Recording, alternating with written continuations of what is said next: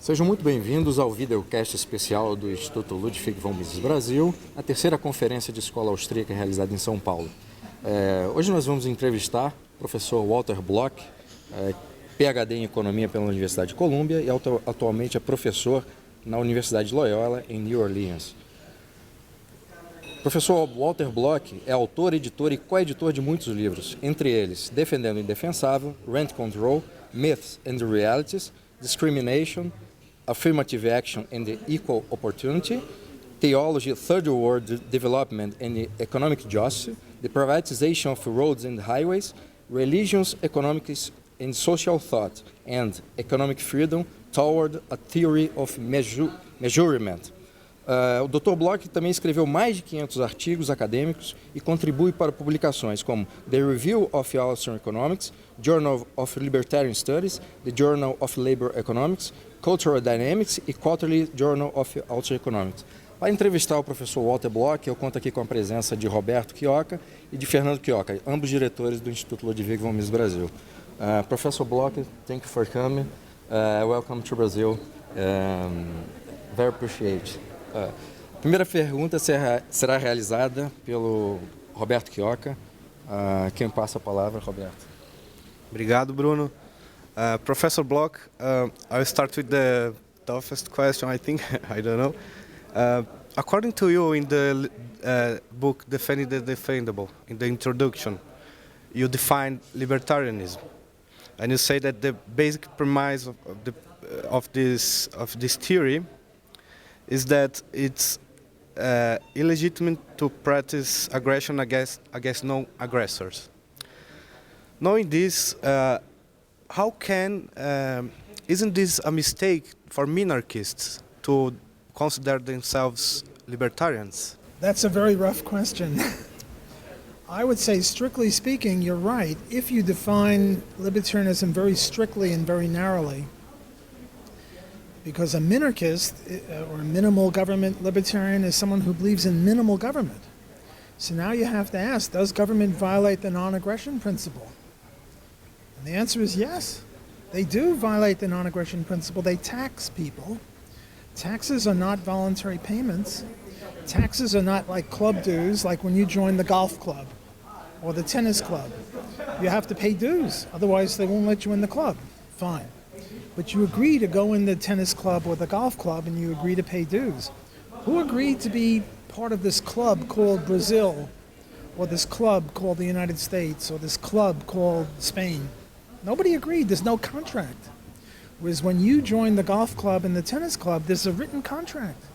You have to pay so much to get in, and you have to pay so much per month, and they have to provide certain services for you. It's a contract. There's no contract to join the country. And yet there were people here before the country started. There had to be people here before the country started. You can't have a country with no people. You have to have people first. So before the country was started, there were people around. And now all of a sudden the government started and they said, you're part of the country, whether you like it or not. Why? Why should he be part of the country? Suppose he says, well, I wish you luck. I wish you luck with this country, Brazil, or this club, Brazil, and I'll be your friend and I'll trade with you. I just don't want to join. I don't like to join. They would say, too bad. You have to join. You don't join, we're going to shoot you. That's not voluntary. So strictly speaking, a libertarian has to be anarcho-capitalist. However, most people who call themselves libertarians, and I think correctly, but not exactly, are minimal government libertarians. They think government should be very, very small. It should be limited to one thing, namely promoting the libertarian non-aggression principle. And to that end, we need police to keep local criminals from us. We need armies to keep foreign criminals away from us. And then we need courts to determine who the criminal is and who the victim is. And that's it. And that would be minimal government libertarianism. And most libertarians are like that. Not fully logically consistent, but that's the way the word is used.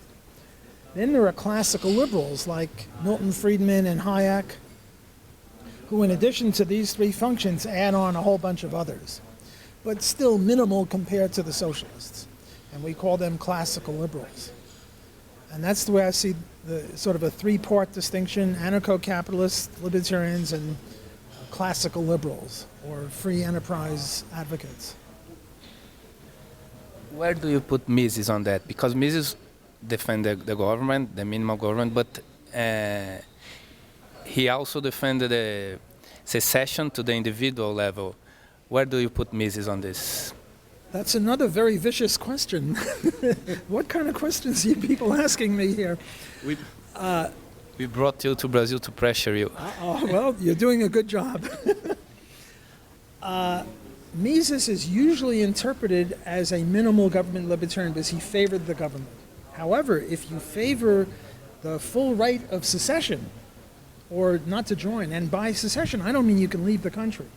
I don't mean you can exit the country. I mean you stay right where you are and you say, I'm no longer part of the government. And you don't want me on your streets? Fine. I'll just stay here. I'll be a hermit in my little farm. I'll be self-sufficient. So Mises is really inconsistent. On the one hand, he's an anarchist because the full right of secession without leaving is roughly what anarchism is. I mean, most people think anarchism, you're throwing bombs. The people who throw bombs are governments. They're the ones who are throwing drones and atomic bombs and snipers now from a half a mile away, they shoot you with a rifle. Governments are the mass killers, not individuals. Thank you. So I think Mises is a little inconsistent here. The part that says you can secede fully is anarchist. The part that says we should have a government and you should pay taxes is not. So he was a little inconsistent here. But he was magnificent. I love Mises. But he was an imperfect human being. Nobody is perfect. I'm sure I've made mistakes. I'm not sure which ones they are. But I know I've made mistakes, and I'm open to correction. And I think Mises made a mistake there. Professor, in your first speech, you're talking about the voluntary slavery. And in your second speech, you're talking about voluntary socialism. I would like to ask you, is voluntary socialism a form of voluntary slavery? Well, let me talk about each one separately and then see if they're the same.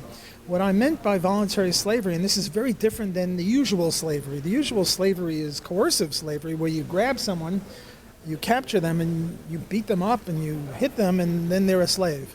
You capture them. By voluntary slavery, the example I gave is my son. God forbid he has a horrible illness, and it'll cost $5 million to cure him. I don't have $5 million. You want me to be your slave. You've long wanted me to be your slave, and you're very rich. So you give me $5 million, I give it to my son's doctors, they cure him, and now I'm your slave. And I benefit because I value his life more than my freedom. You benefit because you value my capture or my use of me as a slave more than $5 million. So like every voluntary contract, we both gain in the ex ante sense, in the sense of expectations. So that's voluntary slavery. Should such a contract be valid? I don't see why not. Seems reasonable to me. It seems compatible with libertarianism. Because libertarianism says you can't use violence against non-aggressors without their permission. Look, when you get in a boxing ring and I hit you in the jaw, you can't say that's assault and battery because you've agreed to be hit above the belt, and if you hit me, I can't sue you and say, oh, he hit me, call the police. We've agreed. Or voluntary sadomasochism where people beat each other with a whip for sexual benefit. As long as they're adults, it's not a crime. Children, very different. So that's voluntary slavery. Now, what I mean by voluntary socialism, you see there are two definitions of socialism. One is the government owns the means of production. That's the economic definition.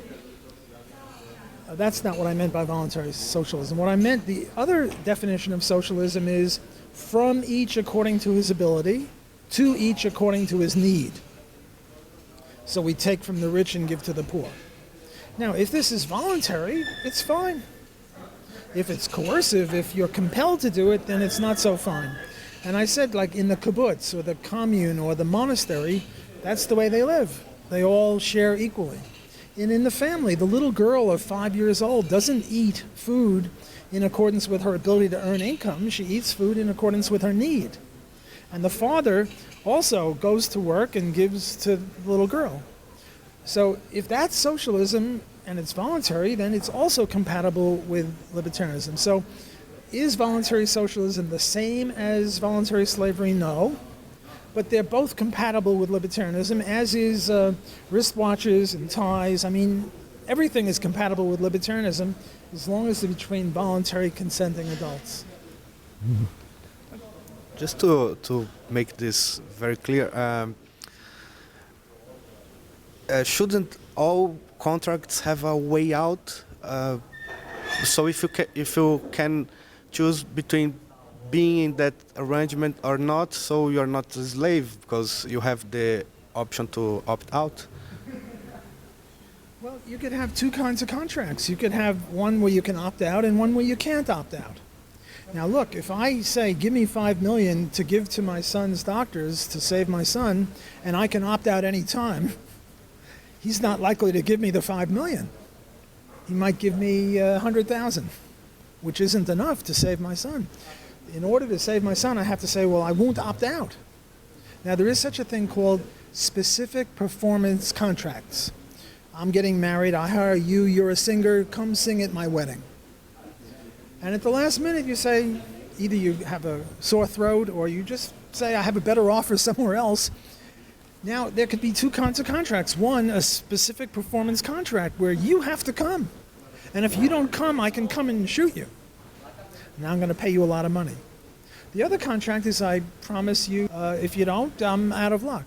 A third one is you post a bond. You post a bond for $10,000 or 20,000 reals. And if you don't show up, I keep the money. So you could have different kinds of contracts, and one of them could be no change. Look, when I bought this watch, I can't go back and say, hey, I don't really like the watch, give me my money back. It's for keeps.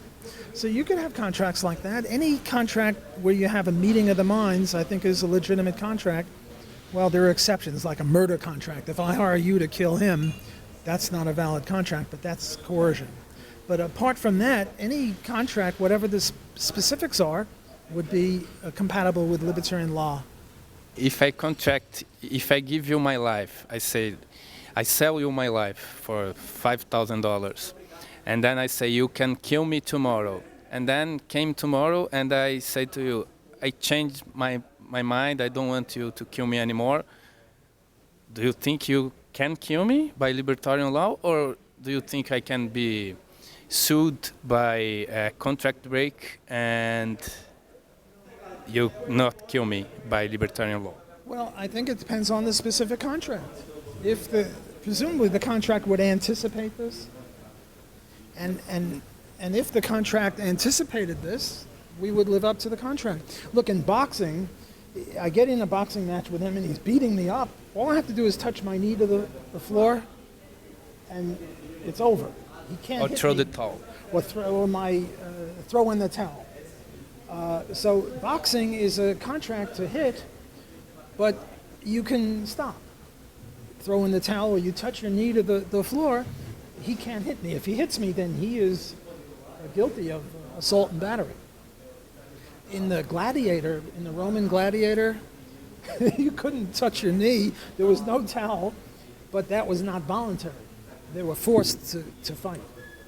But if it was voluntary, then you have to go by the contract. I mean, a contract is very important. There are things more important than a contract, which is why I'm against, fractional reserve banking, even if it's voluntary, because there are more important things than contract. One of them is property rights. So let me get on fractional reserve banking, even though nobody asked me about it, but that's another issue that's very pressure. You're into pressure. So, see, right now, there are, let's say, 5 million cars in Sao Paulo. I don't know how many, but let's assume 5 million. And there are also titles to 5 million cars. Now, suppose I print up another title to a car, but I don't have a car. I just print up a title, and I start selling it to people. That's fraud, even if it's agreed upon.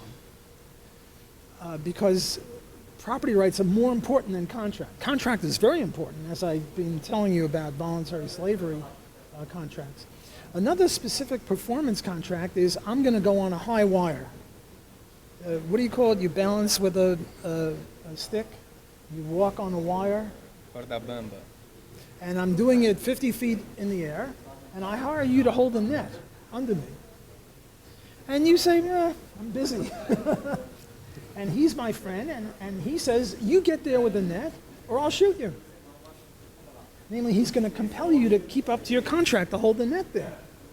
He's within his rights. Or a lifeguard. Somebody hires me to be a lifeguard, and now this guy is drowning, and I say, well, I have an obligation to go and rescue him because I was paid to be the lifeguard. Otherwise, I mean, if I weren't paid and there was someone drowning, it would be nice if I jumped in or threw him a stick or something, or a life preserver. But if I don't, I'm not a murderer, because libertarians don't believe in positive obligations. We only believe in negative obligations. Namely, you have an obligation to keep your mitts off of other people and their property. And that's all you are obliged to do. It would be nice if you would save people, if you would hold nets under tightrope walkers and things like that. Professor, allow me to repeat a last quote of your second speech made by a Brazilian student called Paulo.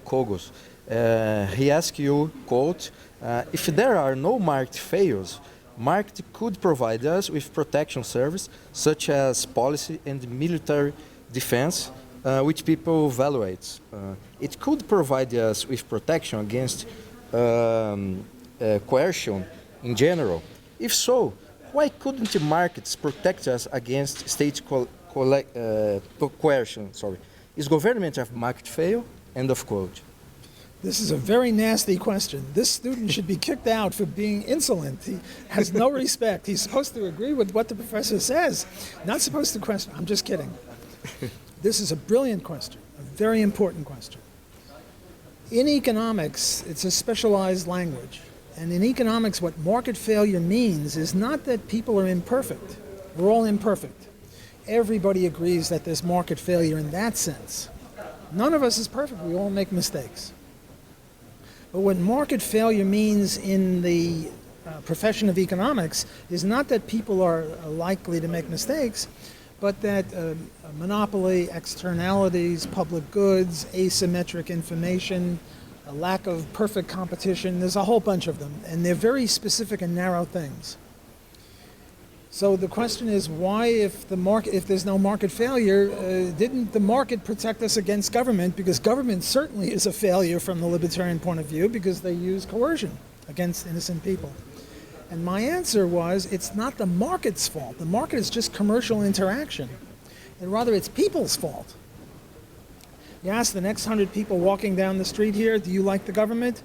99, well, maybe not because of this conference, but somewhere else, 99 will say, yes, the government is, it's not perfect, I wish this candidate had won, but we have to have government, because if we didn't have government, people would be at each other's throats. My claim, so the question is, why are they like that? And my answer is, they're biologically disposed in that direction. They're hardwired to be statists. This comes from sociobiology. Sociobiology is the theory that we are the way we are based upon what it took to live a million years ago when we were in caves or in trees or wherever our species was. And the example I gave was the bathtub and the snake. I said, how many people are afraid of snakes? And everybody's afraid of a snake. How many people are afraid of bathtubs? Nobody's afraid of a bathtub. And yet a bathtub nowadays kills more people than a snake. So why are we still afraid of bathtubs? Why are we still afraid of snakes? Because we're biologically hardwired. Because a million years ago, if you weren't afraid of a snake, you didn't leave too many children. And if you were afraid of a snake, it had survival value and you left children. And we are the children of people who were afraid of snakes, not the ones who were afraid of bathtubs.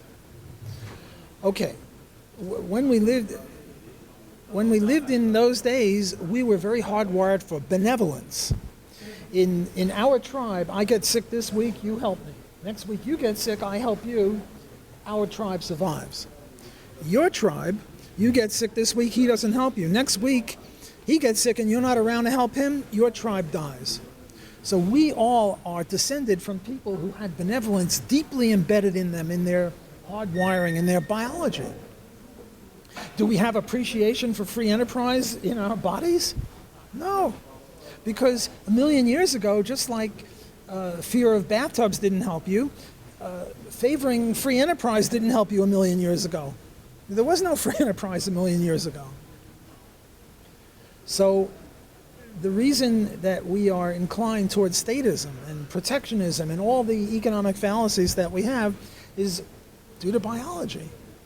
So I'm sort of a pessimist as to whether we're going to really have freedom. A previous speaker at this conference gave the case for optimism. The internet will make us free. I don't think so. I think that we have a long way to go. Maybe in a million years the biology will change. I don't know, but it's going to take a while. But it really doesn't matter to me, because I'm going to do the same thing whether the case for optimism or the case for pessimism is true. Then I'm going to try to promote liberty and understand liberty as a professor. This tribe, cavemen that evolved, survived through the evolution, wasn't then more pro-charity than, because government is not benevolence. If it was like that, it would be in a charity world or a perfect communist, or I don't know if that can exist, but just not beating each other, but respecting and helping and cooperating. That's capitalism, that's not socialism. It's good to have good criticism. We don't want to have just weak criticism. If the theory is true, it has to withstand good criticisms. I have two answers for you. One, maybe the government isn't benevolent, but the government sells itself as benevolent. It says, look, what we're going to do is take money from the rich and give to the poor. It's one of the main things. The other thing is we're going to keep foreign enemies from you, and we're going to keep domestic bad guys, criminals from you. So they sell themselves as benevolent. Secondly, the other thing that we're hardwired for is not just benevolence, but following a leader. When we were a tribe of 50 people, it probably had some survival value to have a leader. We naturally gravitate toward leaders. People get eloquent, demagogues, the politicians. All the politicians look very good. They're very tall. Like in the U.S. election now, Mitt Romney is a beautiful man. I mean, he looks like a movie star. He looks like a president. Whereas poor Ron Paul doesn't look like a president. He just has good ideas. He has great ideas, but he's old, he's thinner, his eyebrows aren't good, his suits aren't good. Whereas Mitt Romney and all the other guys, the ones who stopped, they're very tall, good-looking people. I don't know what it is in Brazil, in South America, but... Not Gingrich. Not Gingrich. No, Gingrich is an exception, but Gingrich had a certain personality also, even though he wasn't physically beautiful, but he had a presence. Sarah Palin. Sarah Palin. A lot of women she is a beautiful woman. Wired for, other than just benevolence, it's also maybe leadership. So people are hardwired for lots of things, not just fear of snakes. Another thing they're hardwired for, interesting, a lot of women actresses, they become 45 years old, and no longer can they get the sex roles. Now they have to be the mother, and they don't like it. Because when they were 30 or 20, they were the sexy roles. Well, there were two tribes. One tribe, that's our tribe. When you see a 22-year-old girl, everybody says, oh, great, let me get her. That's our tribe, and we survived. But suppose there was another tribe, and they see a 55-year-old woman, beautiful 50, like Sarah Palin, and they say, oh, let's get her. And they see a 22-year-old girl and say, oh, not ripe. Who's going to survive? The ones that look for the 22-year-old girl, not the 55-year-old woman. So we're hardwired in many, many different ways. Like another example I gave is a baby cries, we get worried. We want to help the baby.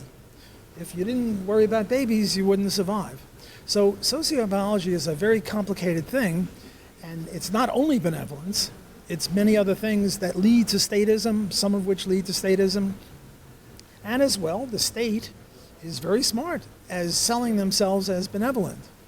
So that would be my answer to your very, very good question. Well, thank you very much, Professor. My pleasure. Thanks for having me on your show. Thank you.